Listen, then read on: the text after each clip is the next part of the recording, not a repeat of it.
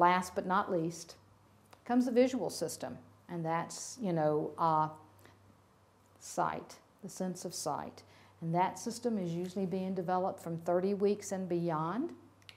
And, our full-term infants that get to us can detect motion.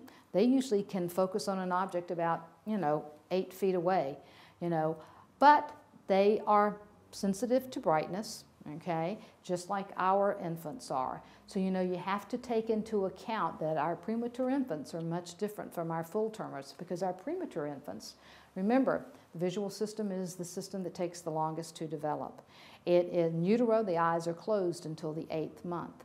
And our infants do not have the ability to constrict the iris sphincter until they're in the 8th month. So at 32 weeks, they can constrict the iris sphincter so that all the light that you're shining in their face is not, they're not taking it all in. So we need to always protect their eyes, cover them, make the transition, from dark to light for them, because their eyes are continuing to develop the visual system for 3 to 4 months after full term. And then actually it continues to be influenced up until about 3 years of age. We want to take and look at the American Academy of Pediatric recommendations. They're telling us that we need about 60 foot candles. And, we can measure light in foot candles, and we can measure them in lux. If you're taking and looking at a lighted NICU, we'd like to hope that it's going to be somewhere around 500 to 300 foot candles.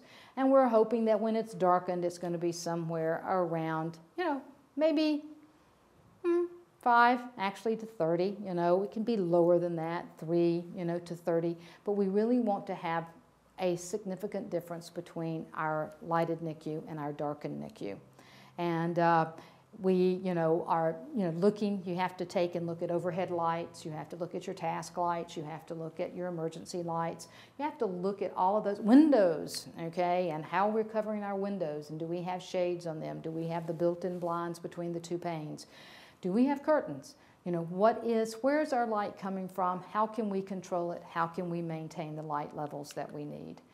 And as we said, lighting levels can also be introduced to you in lux as well as foot candles. So, when you're measuring and decreasing room lighting and so forth, look at your recommendations, because actually it's 1 to 60 foot candles are the recommendations for the American Academy. And then it is then determined that it's 10 to 600 lux. So, you need to be aware, if you're dealing in foot candles, the appropriate foot candle is 1 to 60. And when you're dealing in lux, it is 10 to 600. And then, of course, if we're looking further into that visual system, we want to make a positive impact. We really want to make sure that what we're doing is positive for the infant. So we need to protect the infant's eyes from direct light.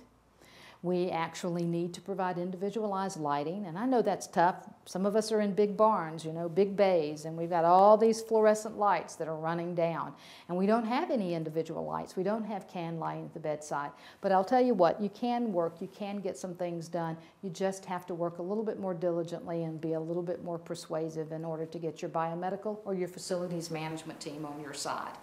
Remember that we want to protect our infants, when we're looking at visual stimulation, by 34 to 36 weeks, we really want to try to expose this infant to some cycle lighting so that by the time this infant goes home, he is keenly aware of what his daylight hours are, what his nighttime hours are, so that moms and dad can better handle his schedule. And then, of course, cover the beds. You can adjust your lighting that way if there is no other way to do it. When I was working full-time and we were trying to decrease the amount of lights in our unit, each of us bought itty-bitty book lights and we attached them to our chart. And that was what we did for a lot of our charting. So that meant that we could decrease the amount of lighting that we had that was involved with our infant's bed. And then, of course, light does increase our infant's stress levels. And so therefore, we always need to monitor our infant for stress cues. Now, we know that if this infant is exposed to too much light, he's going to have physiologic changes. He is going to have be much more stressed than he was before. We're going to see that motor stress in him. We're going to see the fact that he is sleep deprived. They normally do not get into any pattern of sleep and rest when there's too much light in the unit. And then, of course, we definitely do not want to have any retinal injury because we have exposed them to too much light in the unit. You know, we shield their eyes to 38 weeks. Remember we said we didn't want to expose them to direct light. Well, we still want to shield those eyes to 38 weeks. You know, take the blanket and make a little hood. When they leave to go home, encourage the parents to maybe have a hat on them. And sometimes you can find little bitty sunglasses that fit on these infants really, really well. And then, of course, let's demonstrate some cycle lighting, talk to our parents. I think this is why probably private rooms are so beneficial, because of the simple reason that in our bays or in our pods, infants are not the same gestation. So consequently, it's very difficult to do some cycle lighting or to, you know, create some environments for some infants because it's not appropriate for others. So private rooms, we can get into cycle lighting and we can discuss the benefits of that with our parents. You know, we also can take and look at individual cues and we can monitor that way. I think probably the big thing that we need to do is to offer consistency and continuity. Anytime you're putting forth a program in developmental care, it is one that needs to have consistency. It is one that needs to have continuity. And I think that that's where we get our best results with our infants. And of course, you know, if we take and look back into the first segment, here comes that great quote from Dr. Gordon Avery, that our NICU units are really not the most appropriate place for our infants. The fact that they are not suitable for that immature, premature, infant that is trying to grow and develop. And so, you know, we need to look at that high-tech environment. We need to take and adjust it and to work with it, because technology is not going away. We know that. And, but we do have to take and look at what other avenues that we can explore and that we can implement to have a much gentler and quieter nursery for our infants to grow. And of course, you know, let's take and look at, you know, what are we going to do today? You know, all of us should have a set of goals for our NICU. We should take and look to see how we can improve. So I charge you to make a list, you know, as to what you can do in order to make your unit a wonderful place, you know, for the premature infant to thrive. And maybe that's taking and looking at the reduction of stress with these infants, and that can take and reduce light, reduce the noise levels in the unit, provide them with the continuity, the containment aspects, keeping them physiologically flexed, keeping them in good midline orientation, you know, taking and including the family, making sure that we truly practice family-centered care. Let's take and make sure that we look at clustering of care, that we gather together all of our caregiving that we need to do, and that, you know, there's some that we maybe need to throw away because we've just been doing it for 25 years. Let's sort of take those and put those aside and focus on those things that we really need to do, and bring in our parents. Let's get our parents involved. Let's help them to be parents. And I think that that also helps to create a more conducive environment for our infants.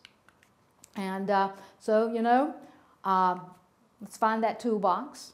Let's pick it up. Let's put the things in there that we need. And let's see what we can do in order to provide the environment that our infant needs and our infant deserves, and one that gives us great joy to work in.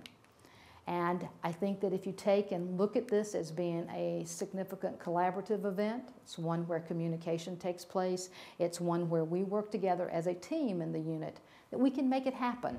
We can create that environment that is positive. We can create a NICU that we see makes a difference with our infants, and that when we send them home, we know that we've sent them home, as the Army says, to be the best that they can be. I thank you for your attention and look forward to hopefully seeing you in our third section. And if not, have a great day.